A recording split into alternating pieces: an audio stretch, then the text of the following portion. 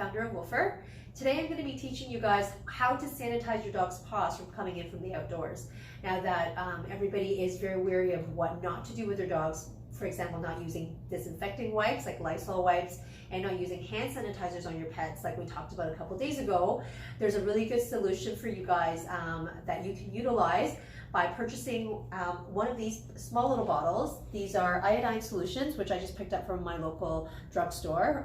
You can go to Shoppers Drug Mart, Walmart, Rexall, any pharmacies that are nearby and pick up a couple of bottles of these. What you need to do is actually, today what I'm going to be showing you is how to do a foot soak on your dog using iodine. So right over here, you can see that I've prepared a little mini bath consisting of about ½ inch of water right here, and I'm going to be adding a little bit of iodine into here, making a iodine solution. Just a warning, this will color your hands a little bit orange, so I typically rinse out the cap as well.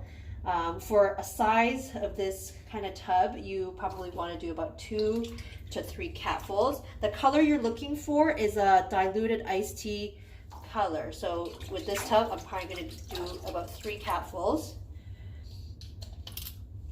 And then I'm just going to mix it with my hands. As you can see, the water is starting to turn orangey, yellowish kind of color. It's a little bit too light, so I think I'm going to do 1 more capful. In my own laundry sink at home, I usually do about 2 capfuls, and it's enough to basically disinfect my dog. But given the size of this tub and the thickness of how much water I have in, about 4 capfuls is about right. So I'm just going to pick up my dog here. Okay, and your dog basically goes into the tub looking at how much water is actually, how much of his foot is actually immersed in the water is important. You want to make sure it covers up all the way into the toes. As you can see here, this covers up through his toes. All his pads are directly in the water.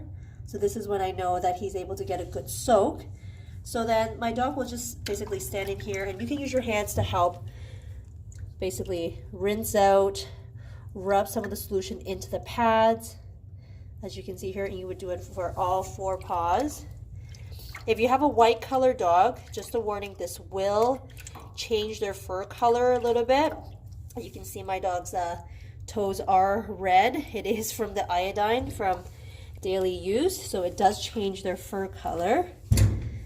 So same thing, you want to make sure you kind of rub their toes a bit and let them stand in the solution. I'm doing the same on this paw. So the dog will stand in here for about 10 to 15 minutes. I know it is a long time for certain dogs, so if you have some treats, you can feed treats to your dog. You can ask your dog, this is a good time to practice your stay commands.